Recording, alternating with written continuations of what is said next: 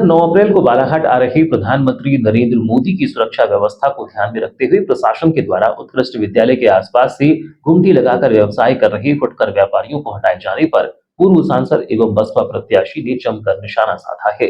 उन्होंने कहा कि दुकानों को हटाने के अलावा प्रशासन उनसे दुकानों को एक दिन के बंद रखने का आह्वान भी कर सकता था, लेकिन प्रशासन ने गरीबों पर अत्याचार किया है। गरीबों की रोजी रोटी छीनना गलत है। पत्रकार वार्ता के दौरान पूर्व सांसद कंकर मुंजारी ने कहा कि वर्ष 1989 में देश के प्रधानमंत्री वीपी सिंह मेरे चुनाव प्रचार करने के लिए बालाघाट आए थे, लेकिन उस समय हमने किसी की दुकान हटाने का कार्य नहीं किया, जबकि इनके अलावा इंदिरा गांधी, राजीव गांधी, अटल बिहारी वाजपेयी जैसे नेता भी बालाघाट आए, उस समय ऐसा नहीं हुआ। लेकिन प्रधानमंत्री नरेंद्र मोदी के आने पर अतिक्रमण के नाम पर गरीबों को हटा दिया गया। उन्होंने कहा कि लोकतंत्र में जनता की पूरी हालत है, सबको जीने का अधिकार है।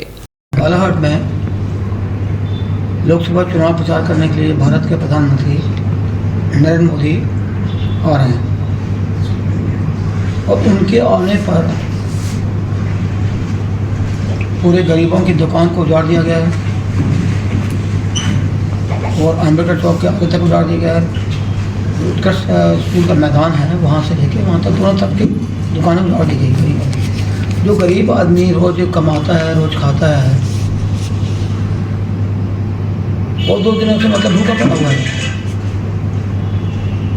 तो प्रधानमंत्री हमारे देश के हैं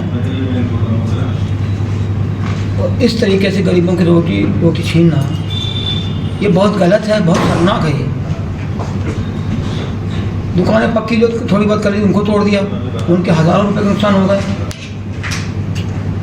अरे भाई ज़्यादा ये भी कर सकते थे कि वो दुकानों को बोलते भाई आप बंद रखो एक दिन के लिए, तो भी चल जाते, चलो जैसे भी काट ले। दुकान क्यों तोड़ दिया आपने, दुकान क्यों हटा दी वहाँ से? देखो मैं जब लोकसभा का सदस्य था और जब उसके बाद चुनाव हुए थे 90 में, 89 में हम लोकसभा के सदस्य थे निर्दलीय क्रांतिकारी समाजवादी मंच से। उसके बाद जब सरकार गिर गई तो 90 में फिर चुनाव हुआ। उस समय के प्रधानमंत्री वीपी सिंह, जिसको हमने बुलाया था, हमारे प्रचार में आए थे, तब तो उन्होंने ऐसा नहीं किया तो किसी की दुकान हटाना, तोड़फोड़ करना, ये तो नहीं किया था। और कांग्रेस पार्टी के भी प्रधानमंत्री आए, इंदिरा गांधी जी आई, राजीव गांधी भी बालाघाट में आ चुके हैं, अटल बिहारी वाजपेयी भी आ चुके हैं बालाघाट में, तब ऐसा नहीं हुआ। तो नरेंद्र मोदी को इतना डर किस बात का है? एक बार फिर कंकर मुंजारे ने कांग्रेस प्रत्याशी को लेकर कांग्रेस पर हमला बोला। उन्होंने कहा कि बालाघाट में कांग्रेस ने भाजपा से सेटिंग कर ली है। उन्होंने 8 अप्रैल को भाजपा में शामिल हुए जिला पंचायत उपाध्यक्ष राजा लिल्हारे को लेकर कहा कि आज वह गए हैं। लगता है चुनाव संपन्न होने के बाद जिला पंचायत अध्यक्ष सम्राट सिंह सरस्वार भी भाजपा में शामिल हो जाएंगे और कांग्रेस के अन्य लोग भी जाएंगे, क्योंकि कांग्रेस में वैसे ही भगदड़ी मची हुई है। ABCD नहीं मालूम जिसको, कुछ जानता पहचानता नहीं, खुद ही बोलते हैं उनको टिकट दे आप, तो सेटिंग करके आपस में मिलजुल करके कि बीजेपी को जीता। अभी चुनाव के बाद अभी एक मैंने सुना अभी कि कोई वो उपाध्यक्ष जिला पंचायत का राजा नाम का लिल्हारे क्या नाम, वो चला गया। तो मुझे लगता है सम्राट भी मतलब चुनाव के बाद चला जाएगा भाजपा में, क्योंकि दोनों दोस्त हैं ना आपस में, वो तो उपाध्यक्ष, मैं इसलिए बोल रहा हूँ पक्का जाने वाला है। और कांग्रेस को और भी लोग जाएंगे, मुझे अच्छा लगता है, क्योंकि भगदड़ तो मची हुई कांग्रेस में। वार्ता के दौरान कंकर मुंजारी ने खुलासा करते हुए कहा कि उन्हें भी भाजपा में शामिल होने के लिए 2 बार ऑफर आया। उन्होंने कहा कि वह कांग्रेस के करीब थे, लेकिन भाजपा की विचारधारा से वह काफ़ी दूर हैं। उन्होंने कहा कि अगर मैं चुनाव के पहले भाजपा में शामिल होने का जिक्र भी कर देता तो मेरा स्वागत कर दिया जाता।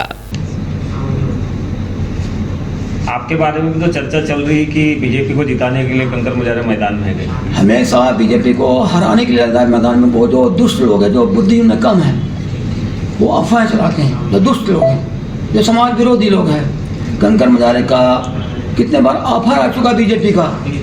प्रहलाद पटेल के पहले ऑफर मुझे आया था, आप सुन लीजिए और बता दीजिए उन बेवकूफ़ों को, उन मूर्खों को, कि जब मैं MLA था तब मुझे ऑफर लेके आया था कमल पटेल, उस समय विक्रम वर्मा प्रतिपक्ष के नेता थे, मैं विधायक था, 2 बार मेरे पास आया, मैंने बोला नहीं मैं बीजेपी में नहीं आ सकता हूँ। मेरे विधानसभा से कार्यक्रम आप देख लो कभी भी, मैं कांग्रेस के साथ नज़दीक रहा हूँ जरूर, लेकिन बीजेपी के साथ कभी मेरी नज़दीकी नहीं। विचारधारा के अनुसार मैं बिल्कुल उनसे बहुत दूर हूँ, कभी जा ही नहीं सकता बीजेपी में कभी। मैं आज भी अगर बीजेपी में बोलता ना चुनाव के पहले कि मैं बीजेपी में, हाथों हाथ उठा लेते मुझे जाने की बात बोलता था, हाथों हाथ एक ही बार मैं बोलता सिर्फ। आप भी समझ रहे होंगे और लोग भी समझ रहे होंगे कि हाथों हाथ में एक ही बार बोलता मैं बीजेपी मान जाता, स्वागत हो जाता मेरा, वंदन और अभिनंदन सब हो जाता मेरा। जैसे बीजेपी बात होती वंदन और अभिनंदन और क्या क्या बोलते हैं नंदन, ये सब हो जाता है।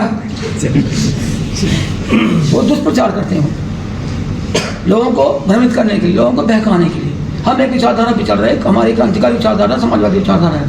डॉक्टर राम मनोहर लोहिया हमारे आदर्श है राजनीति के, बहुत बड़े आदर्श राजनीति के, भारतीय राजनीति के। उनके मुकाबले मैं किसी को मानता नहीं हूँ।